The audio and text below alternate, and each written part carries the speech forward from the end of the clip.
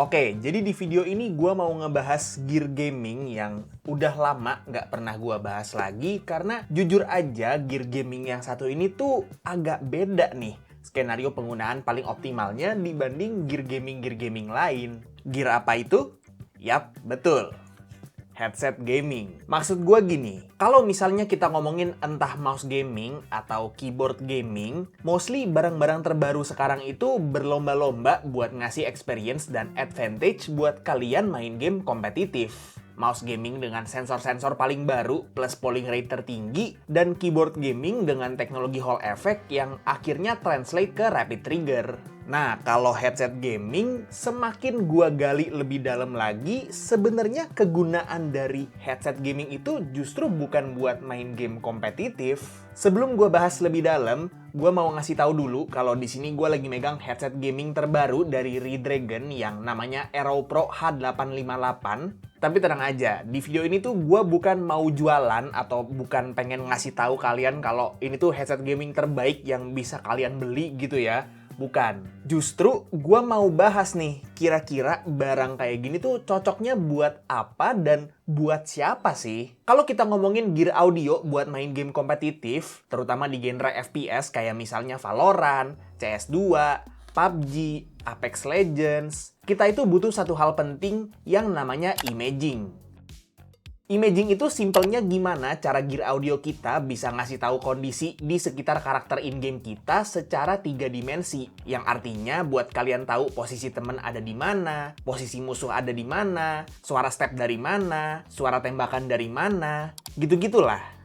Nah, imaging ini bakalan jadi jauh lebih akurat ketika gear audio yang kita pakai itu punya clarity suara yang bagus. Yang artinya semua aspek dari audio yang kita denger di dalam game itu semuanya tuh balance gitu. Nah, masalahnya headset gaming kayak gini tuh punya satu kekurangan yang kayaknya tuh rata gitu ya di semua brand headset gaming, mau itu brand-brand gede kayak Logitech atau Razer atau SteelSeries gitu ya, dan bahkan brand-brand murah kayak brand-brand ODM, brand Cina juga gitu. Yaitu biasanya bassnya itu lebih di-boost dibanding aspek audio yang lain dan jadinya ngasih kita ilusi kalau suara yang kita dengar dari headsetnya itu kayak lebih bulet atau lebih menggelegar gitu. Bener gak? Coba deh, kalian yang masih pakai headset gaming, setuju nggak sama statement gue barusan? Nah, otomatis ketika satu aspek audio itu lebih dominan, di kasus ini bassnya gitu kan, aspek lainnya itu bakal kalah, kayak misalnya di treble atau di mid-nya. Dan alhasil, keseimbangan audio yang dicari buat dapetin imaging yang akurat, seketika hilang. Itulah kenapa kalau kalian perhatiin, di turnamen-turnamen esports game FPS itu mostly pro playernya pakai AIM buat suara in-game mereka, sedangkan kalau kalian lihat mereka pakai headset, itu sebenarnya cuma buat noise cancelling dari arena mereka main yang emang pastinya rame banget. Karena memang ya, biasanya AIM yang proper itu ngasih suara yang balance banget, dan bahkan in some cases bisa dituning sesuai kebutuhan penggunanya. Ya lihat aja musisi-musisi kalau tampil kan pastinya pakai AIM gitu. Nah, tapi apakah dengan informasi seperti itu otomatis bikin headset gaming tuh jadi nggak berguna? Eits, sabar dulu. Gaming itu bukan sekedar main game kompetitif loh. Di umur gua yang udah menjelang 26 tahun ini, gua juga akhir-akhir ini udah jarang banget nih main game-game yang kompetitif. Sekarang itu gue jauh lebih enjoy main game single player, entah RPG atau game story mode yang bisa gue nikmatin sendiri aja, nggak perlu mikirin kalau gue itu harus jadi lebih jago dari orang lain. Dan semakin gue sering main game-game kayak gini, semakin gue juga pengen experience main gue jadi lebih imersif. Dan salah satu caranya itu adalah dengan pakai headset gaming. Yang pertama, headset gaming kayak gini tuh kan biasanya close back ya, yang artinya ini tuh ketutup, ini ketutup. Jadi kayak ngasih kita isolasi dari dunia luar yang bikin kita jadi lebih fokus ke konten audio yang ada di game yang kita mainin. Yang kedua, karakteristik suara dari headset gaming kayak begini yang memang bassnya itu lebih dominan, itu ngasih ilusi atau ngasih vibes seolah-olah itu kita lagi ada di dalam bioskop. Ya coba dipikir aja, headset gaming kayak yang ini kan biasanya ada fitur 7.1 surround sound. Di mana sih kita biasanya dengar kata-kata itu? Yap, bener, di bioskop. Jadi kalau secara kualitas audio, ya headset gaming kayak gini cocoknya buat main game yang emang kita tuh pengen lebih immerse gitu ke dunianya. Bukan game kompetitif yang butuh banget imaging. Selain itu, headset gaming, terutama yang wireless kayak Redragon Aero Pro ini ngasih kita fleksibilitas juga dibanding kalau kita pakai IEM atau headphone open back kabel gitu ya. Karena artinya kita bisa main sambil senderan atau main sambil rebahan. Pokoknya nggak perlu duduk tegak di dekat PC terus. Apalagi Redragon Aero Pro ini juga udah 4 mode koneksi. Jadi kalau kalian mau experience gaming yang no delay, bisa pakai koneksi wired atau dongle 2,4 GHz. Tapi kalau mau connect Bluetooth buat main di HP atau handheld konsol sambil rebahan juga bisa. Sekali lagi ngasih kita fleksibilitas.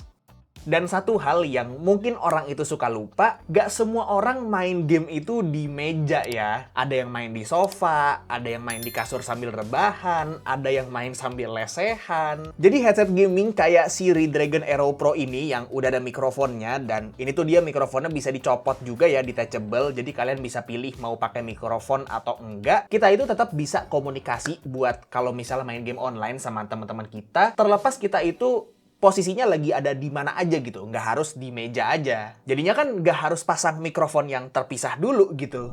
Halo cek 123.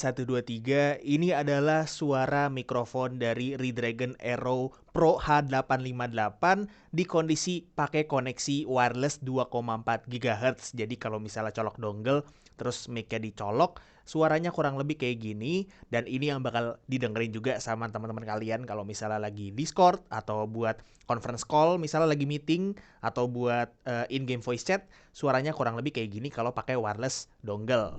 Halo cek 123, ini adalah demo suara mikrofon dari Redragon Aero Pro H858 kalau misalnya gua pakai mikrofonnya di koneksi wired, tapi wirednya itu yang Type-C to jack ya. Jadi ini connect-nya ke jack laptop gua. Suaranya kurang lebih kayak gini, dan gua udah sempet denger juga suaranya, dan menurut gua sih ini mikrofonnya lumayan bagus sih. Jadi kayak bisa banget kalian pakai selain buat Discordan atau buat ngobrol sama teman-teman, sebenarnya bisa buat streaming atau buat bikin konten juga sih. Lumayan ini. Halo cek 123. Ini adalah demo suara dari mikrofon Redragon Aero Pro H858 di kondisi pakai koneksi wired, tapi wirednya itu yang USB to Type-C ya. Jadi ini dikonek ke Type-C laptop gua, dan kurang lebih suaranya kayak gini. Gua udah sempet dengerin juga suaranya, dan memang suaranya nggak sebagus waktu pakai dongle sama waktu pakai jack 3,5 mm ya. Jadi kalau misalnya kalian pengen dapat potensi terbesar atau suara mikrofon terbaik dari dari headset ini, gue saranin pakai yang koneksi jack 3,5 mm aja sih. Soalnya jauh banget ini bedanya, Pak. Halo cek 123. Ini adalah demo suara dari mikrofon Redragon Aero Pro H858 di kondisi koneksi Bluetooth ya. Jadi ini gua konekin Bluetooth ke laptop gua. Kurang lebih suaranya kayak gini. Gua udah sempat dengerin juga, dan dari keempat mode koneksi kayaknya ini mikrofon yang paling kurang ya. Jadi kalau misalnya sekali lagi, kalau kalian pengen dapetin kualitas mikrofon yang paling bagus menurut gua itu adalah yang koneksi 3,5 mm ya, yang pakai jack. Dan mungkin kalau misalnya kalian nggak ada jack gitu ya, misalnya main di HP gitu, sebenarnya yang koneksi USB ataupun yang pakai dongle udah lumayan oke juga sih menurut gua untuk ukuran headset gaming ya. Jadi kayak kalau ini sih nggak banget sih suara mikrofonnya. Nah, sekali lagi, gue bikin video ini tuh nggak mau kayak secara eksplisit ngasih tahu kalian untuk beli headset gaming ini ya. Tapi gue cuma mau sharing teori yang udah gue susun supaya kalian tuh jadi tahu gitu fungsi sebenarnya headset gaming tuh apa, dan supaya stigma orang ke headset gaming juga nggak sepenuhnya buruk gitu. Karena setiap barang kan pastinya ada marketnya ya. Dan gue mau sharing dikit aja sih soal Redragon Aero Pro ini, karena sebenarnya dia juga lumayan kerasa beda dibanding headset gaming yang selama ini udah pernah gue coba. Kayak misalnya build quality-nya kerasa premium, solid banget di seluruh bagian bodinya. Memang premis dia bukan headset gaming yang lightweight, tapi seenggaknya bobotnya tuh dihasilin dari bahan yang dipakai gitu. Bukan sekedar plastik yang dikasih pemberat aja. Terus suaranya juga walaupun iya bassnya lebih overpowering, tapi surprisingly mid sama treble-nya bukan yang hilang gitu ya. Jadi mungkin gue bisa deskripsiin suara yang dihasilin sama Redragon Aero Pro ini tuh mirip kayak TWS Soundcore gitu, yang memang lebih heavy di bassnya, tapi tetap enak lah buat dengerin lagu atau buat nonton film. Dan karena dia juga premisnya adalah headset yang close back, jadi seperti yang gue bilang tadi, vibes suara yang dihasilin tuh kayak seolah-olah kita lagi nonton film di bioskop. Udah gitu fittingnya juga enak, di kuping gua ketutup dengan sempurna dan nggak kekecilan ataupun kegedean. Tapi balik lagi, kalau buat main game FPS kompetitif, not the best sih buat dengerin step dan arah suara. Terutama kalau dibandingin sama studio headphone open back gua yang udah ngeset standar headset premium gitu buat gua.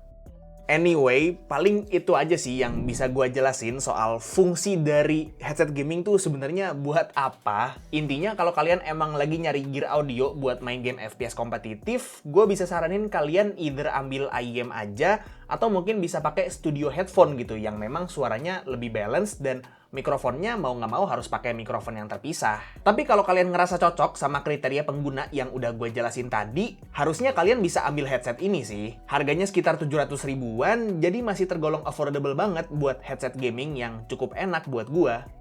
Cuman emang note aja kalau dia itu bobotnya lumayan berat. Jadi kalau dikombinasiin sama bahan yang dipakai dan fittingnya yang lumayan tight, itu kalau misalnya dipakai lama-lama lumayan bikin pegel dan panas juga sih. Tapi kalau menurut kalian gimana? Apakah kalian masih tertarik buat ambil headset gaming kayak gini atau kalian udah masuk ke tim yang IEM aja?